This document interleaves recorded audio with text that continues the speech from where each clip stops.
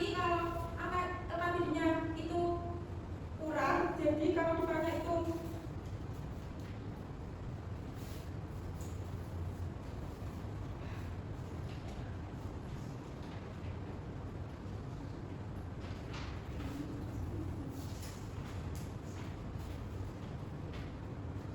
silakan diganti angka 100.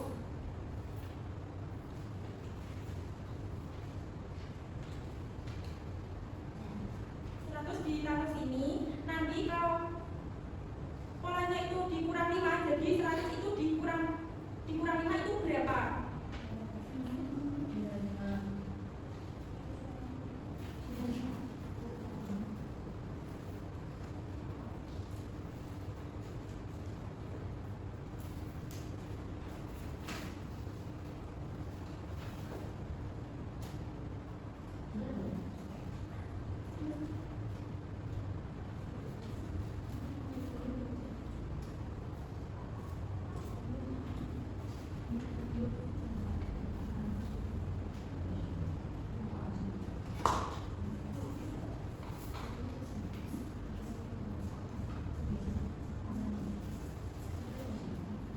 Betul apa tidak?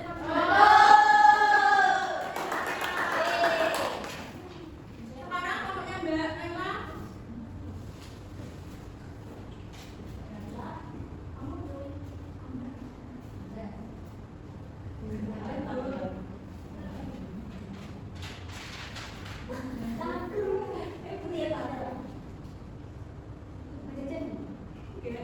Jadi kalau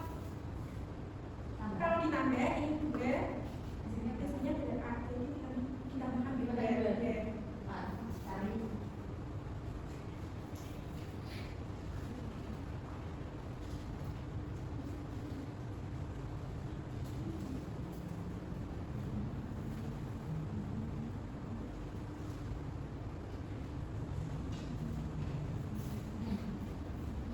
Betul apa tidak?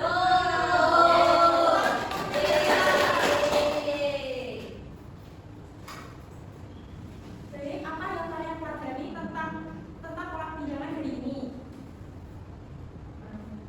Ya, kita belajar cara melihat angka yang naik atau turun lalu mencari polanya. Itu pun sudah bisa.